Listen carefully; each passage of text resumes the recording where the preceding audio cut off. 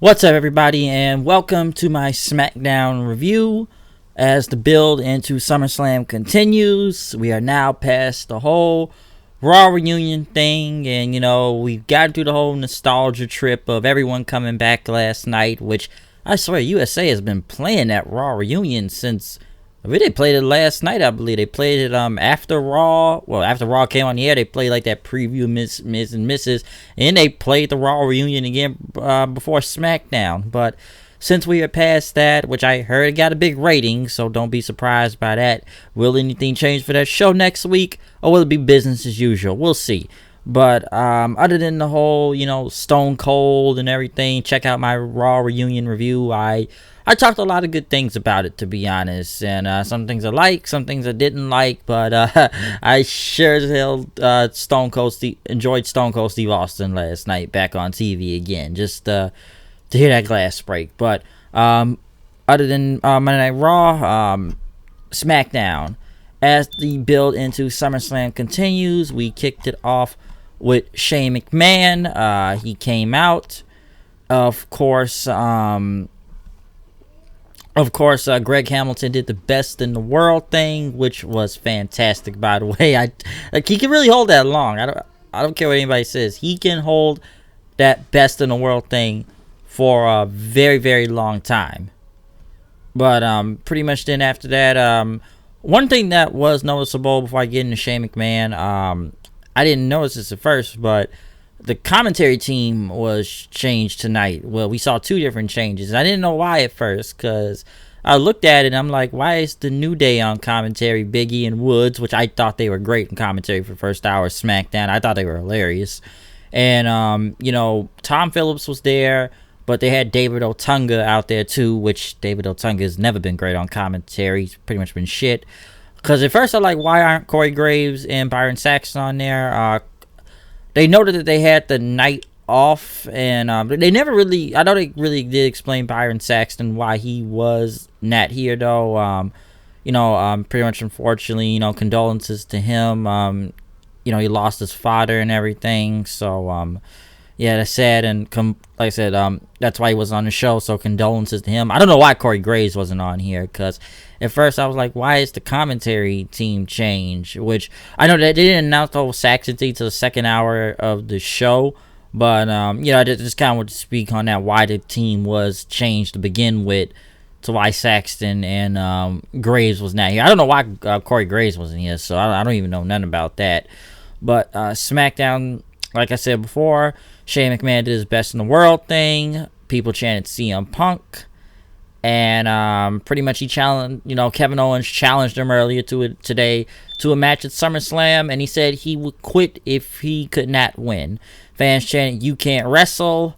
Shane said, "Ask Roman Reigns." Shane pretty much showed, Owens quitting Raw.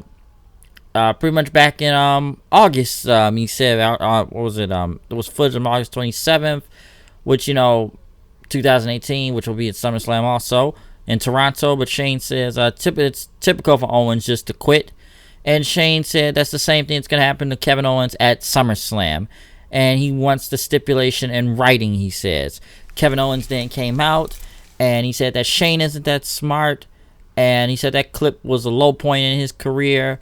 But that's not who he is today, and that he knew that Shane would accept his challenge because Shane wants him gone so he can hold the spotlight to himself. But Owens says that he's not going to quit.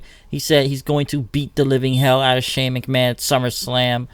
Owens pretty much said he was going to beat him on the spot, and that told him that he better stop or he wouldn't get the SummerSlam match, as Shane told him. Owens pretty much stopped him, but because he's about to come out, pretty much got closer to the ring. But Shane says, "I'm the one with power here, and tonight you are going to be in the match. Now, you want to fight tonight? You're going to fight against Roman Reigns later in the show." So that was going to happen. Not a bad segment. Like I said, at least they are announcing matches for us. So SmackDown actually did announce a lot of matches for SummerSlam tonight. We'll get to more of them pretty soon, but at least they are building into the pay-per-view in the next few weeks. So it's something, but it wasn't a bad segment though. I will say that with Shane and Owens. I know people sick of Shane, but this wasn't bad though. Shane then pretty much went to Drew McIntyre and Elias, and he says, "You know what? Let's book something big tonight. How about this? Shane, he's gonna be the special ring announcer. McIntyre will be the referee, and Elias will be the timekeeper tonight. So get ready for some shenanigans right there." The New Day still on commentary, as the next was Shinsuke Nakamura versus Apollo Crews. Not a bad match, to be honest. It was pretty good. I did kind of like how the New Day was kind of saying, like, Crews, he's finally getting something now, man. The guy, he hasn't done much, but at least he's doing something here tonight. This wasn't a bad match though. I will say that. At least the champion went over, and instead of having the champion lose on TV, Nakamura went over, hitting him with a Kinshasa. So it wasn't a bad match. At least they gave Crews something out here tonight instead of just, I don't know, usually just put him in quick matches and get him squashed. But this wasn't that bad. I don't think he's getting a title shot anytime soon against Nakamura. Some are already saying they're building Mustafa Ali to be the #1 contender, even though the guy's done nothing. And other than cut Batman promos, we'll get to him, but everybody's saying he's supposed to be the next #1 contender for Nakamura, even though he didn't really wrestle anyone to get it. Mandy Rose and Sonya Deville were backstage, as I guess they're going to do something about the Iconics, about some title shot or something, so I guess they'll be getting that soon. Mustafa Ali, he wasn't cutting his Batman I'm gonna fight crime promo this time.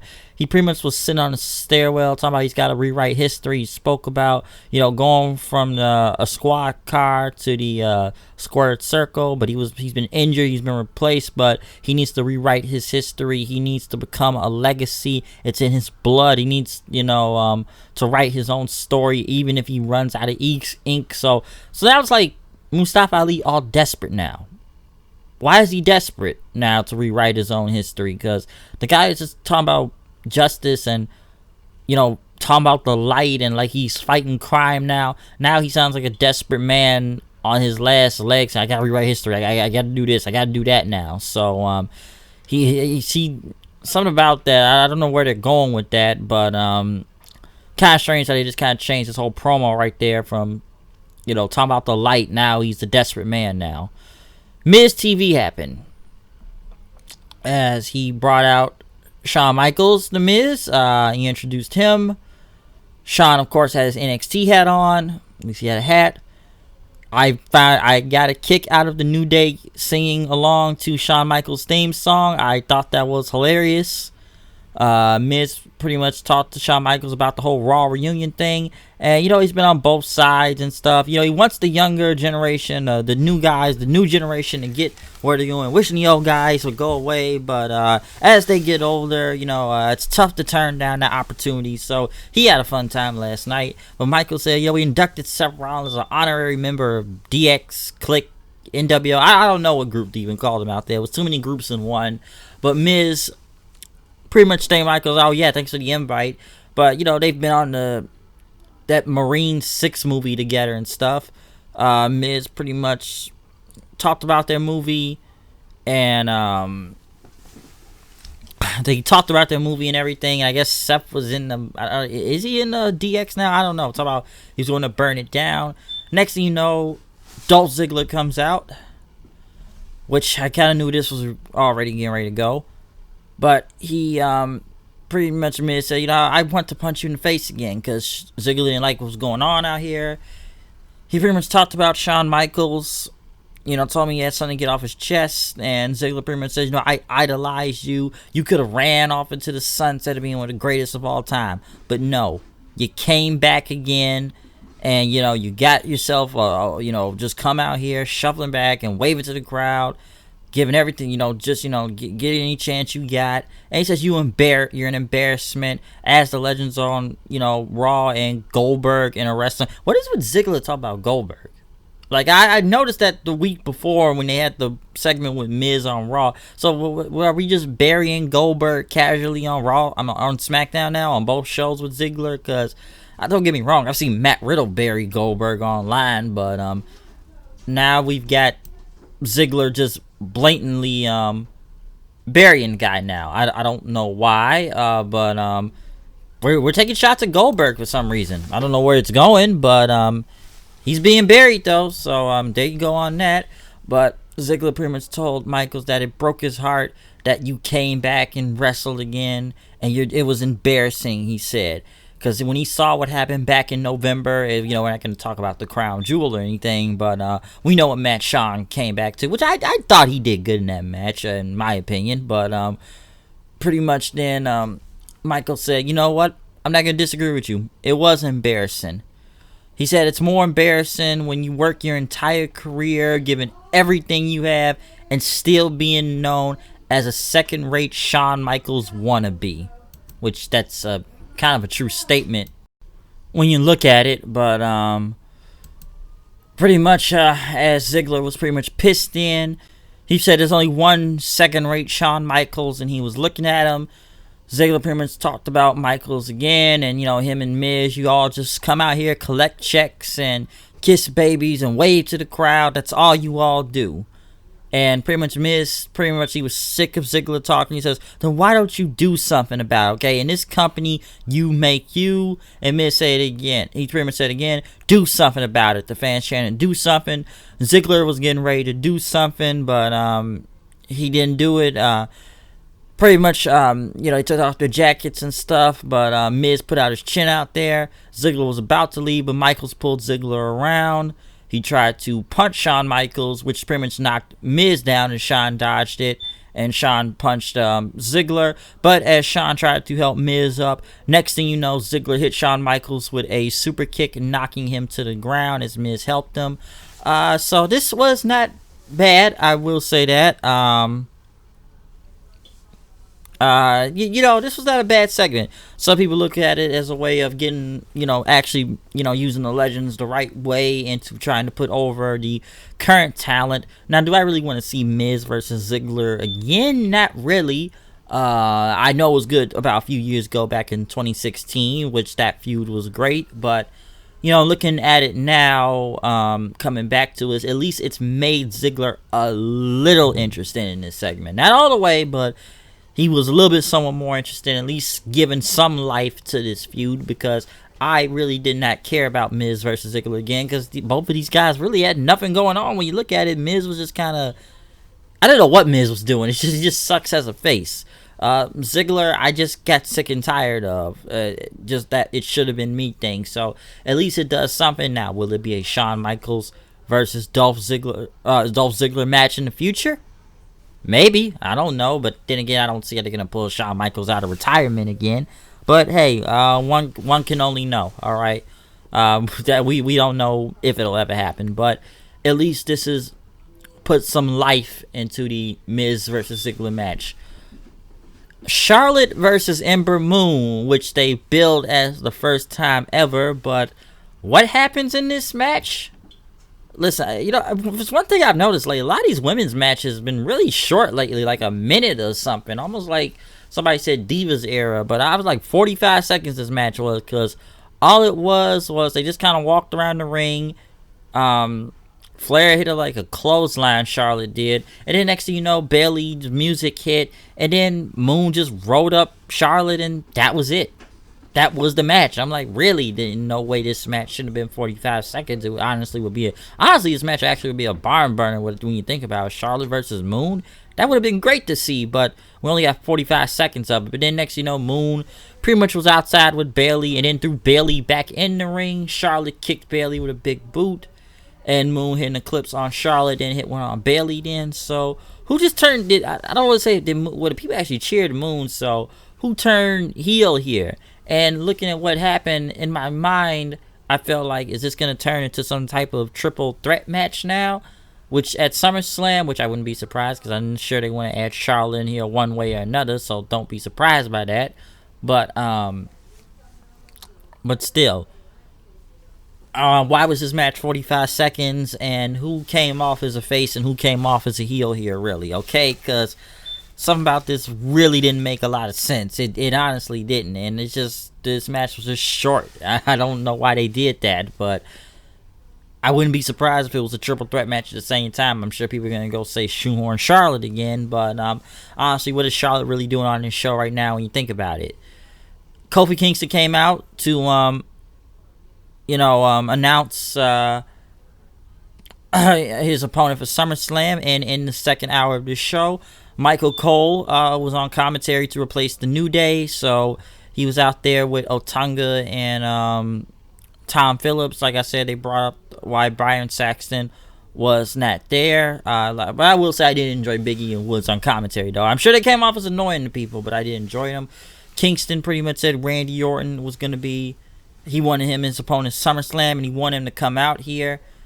Then pretty much says that, we got a lot of history together, which actually we did use some logic right here. And this is stuff I've said for many, many years about Kofi Kingston and Randy Orton. And it looks like they're now using this as a story, which is legitimately true. Because Kofi pretty much says, I can remember November 16th, Madison Square Garden, 2009. I remember this show. I remember that date, which he said that the fans were cheering his name, that he beat the crap out of Orton and whipped his ass all over the arena, which they did show the video, the end of it.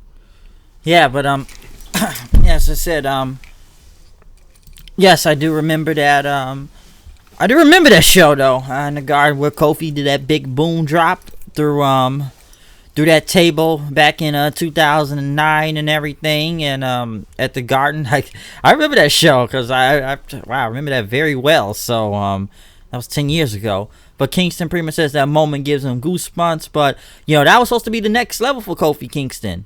He was supposed to go into the main event scene, and I always thought that too back in 2009. But it didn't happen, did it, Randy? Because you used your influence to keep me out of the main event scene forever. But Kofi said he worked very hard to get back to, get up there. He never stopped. He never quit. And, Orton tried to stop him and everything. But he did become the WWE champion, as he said. And pretty much, you think that I used my influence to hold you back? Orton pretty much says, you're damn right I did. He said, listen, I did you a favor because you weren't ready back then, and you're not ready now. And pretty much said that your title reign is a fluke, okay? And Orton says he's never had to work hard in a day in his life because all he had to do was show up and be Randy Orton in this company. We don't even have to go with you having your dad was a wrestler, so that's how you got a job in this company to begin with. We're not gonna go into that whole story, I see. But Orton says, I didn't need to have a fake Jamaican accent or throw pancakes or shake my ass or anything. And Orton says, what he's done has worked pretty well, it looks like. Orton said that the only reason why, only because Kofi even had a title shot at WrestleMania is because of me. Because I heard Mustafa Ali, and that's how you got your shot to begin with, which is true. And anybody knows that if Mustafa Ali, some may not believe it, but if Mustafa Ali did not get hurt and everything, and Kofi was not replaced, I don't think we probably would see Kofi Kingston as the WWE champion right now. Orton pretty much said Kofi didn't deserve the championship, and he can take it from him whenever he wants. Kofi pretty much then said, we're gonna have a match at SummerSlam, as he said. Orton pretty much accepted it, and he said that Kofi's fairy tale is going to come to an end, courtesy of the three most dangerous letters in the WWE, RKO. But as Orton heads to the back, Samoa Joe is ready to come out for his match against Kingston. But I guess Orton wanted to watch. But that was a good promo segment. A lot of logic, a lot of history being used, a story that makes a lot of sense. They have some, unfinished business to take care of in this somewhat 10-year storyline when you want to look at it, okay? So, this was not bad. All this is true. Everything that happened back in 2009, that was true. I said this many years ago, and I've said, you heard me say in many videos, I said Kofi Kingston should have been the WWE champion in 2009. He had a huge push, but everyone knew the reason why Kofi did not get that push at the time was because of Orton, and this was true, and this is why we saw Kofi being a Mick Carter for a very long number of years, okay? So, because I thought 2009 was his time, and even the whole Mustafa Ali thing was pretty true too, okay? So, this wasn't that bad.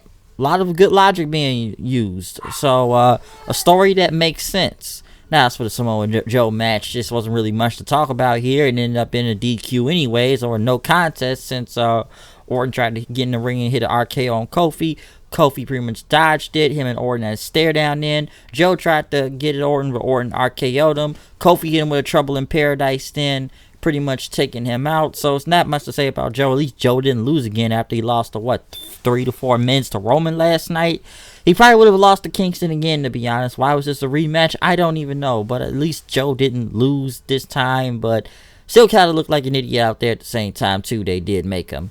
So there you go on that. Finn Balor came out then as Caleb Braxton interviewed him. Talked about the whole Bray Wyatt attack, which they noted that he... I forget they even have... I don't understand the point of this show. This Smackville thing they have this Saturday. Or something with Finn and Nakamura. Why is this a show on the network? Why is this a live stream? Why is this... What is the purpose of that show this Saturday? I heard them announce that like a date yesterday, I believe. What is the purpose of that in Nashville? I don't understand. And I know they promoted it too, but what is the purpose of the show? I don't get that for Saturday. I don't understand its purpose. It's in Nashville, so why are we having this as a live stream? I don't get it. But focusing back on what I said, she asked about the whole Bray Wyatt attack. And how did you end up in Wyatt's crosshairs? Balor said he doesn't know how Wyatt's mind worked, but Balor said he's unsure if Wyatt wants to sell the old score, or is this something new? The puppets, the attack on Foley last night, or this whole Fiend thing, he can't explain any of it.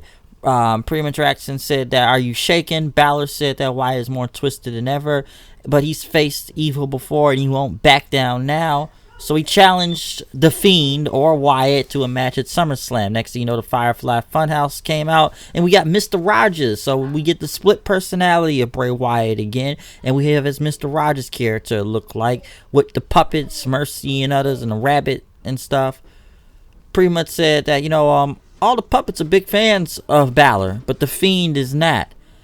And Wyatt, who sound all happy and stuff, that The Fiend is going to accept Finn Balor's challenge at SummerSlam, but he should warn you though, you are an extraordinary man, but The Fiend is no man, as he said.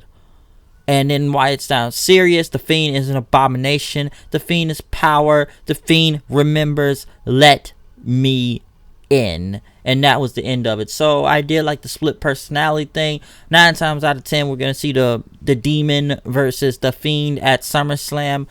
I can't expect The Fiend to go over, some people saying, because isn't Finn Balor supposed to be taking some time off, I heard, pretty soon. And if they want to get this Fiend thing over, I guess he will be I can't really say the first one to defeat the Demon Finn Balor, because the Demon Finn Balor has been beaten before on NXT. So I'm not going to go out and say Wyatt will be the first man to defeat him, unless you want to go main roster. NXT is 2 different things. So I guess he may be the one to beat the Demon at SummerSlam. It will look like, just to, get this Wyatt thing over to make him serious. So that's the only other way I can see that going. But not a bad segment too. I gotta say, SmackDown's been really good tonight. Maybe it's Bischoff that's writing the show, or maybe they're trying to be like 2016 SmackDown when it was really good. I don't know when Bischoff has started yet. I know there's been some reports lately about what Bischoff's position is, if it's even true with this whole executive director thing. But if Bischoff is writing the show tonight, he's doing a good job so far. I'll give him that. If I am right about that, I'm not sure if he is in charge, but then again, he had to move his whole family out to Connecticut first before doing this job. But we'll see. Sarah Schreiber was getting ready to do for an interview. Well, a special guest requested this interview. Charlotte showed up then. Pretty much said it was a slap in the face that she's being left off SummerSlam and barely gets to choose her own opponent. And she says she will be at SummerSlam and demands to be at SummerSlam. And she'll be better than Moon. She'll be, she built this women's division. So do not be surprised if it is a triple threat match at SummerSlam, people. Next thing you know, Shane McMahon came out as he announced Elias and Drew McIntyre as, the timekeeper and the referee. Owens and Reigns came out then. Shane pretty much was delivering the introductions and stuff, and talking about he beat Roman at Super Showdown. Owens is a quitter. Owens got on the mic and he says he has no problem going through Reigns, Elias, and McIntyre just to get to you. But Reigns took the mic, said, "Oh, you gonna go through me?" And remember, she said, "Well, it looks like I got to whoop everybody's ass tonight," which they did do. They did a little in the match and everything, but since McIntyre got involved, Reigns punched him, and he threw him outside. Next thing you know, Elias and Shane and McIntyre got in, pretty much, taking out Roman in the ring then. And as, Shane was about to do the whole spear thing as they were holding up Reigns and stuff. He did the ooh-ah thing. Owens pulled Shane out. He threw him to the outside. Owens and Reigns pretty much start hitting their finishers on McIntyre, Elias, spear, and a Stone Cold Stunner. Shane tried to walk to the back, but Reigns caught him, threw him in the ring. He pretty much begged Owens, don't do nothing. Superman punched in. Stunner after that. The fans chanted one more time. He gave him one more stunner. And pretty much as the show is ending, Kevin Owens says he promised to beat up Shane McMahon at SummerSlam and give him the ass whooping of a lifetime. So, after that second stunner and everything, that ended the show. Why couldn't we get a Stone Cold Stunner from Steve Austin last night? But we get more stunners from Kevin Owens, but we don't get it from Austin, though, last night, though, okay? But, I'm sure this will be a tag team match next week with Reigns and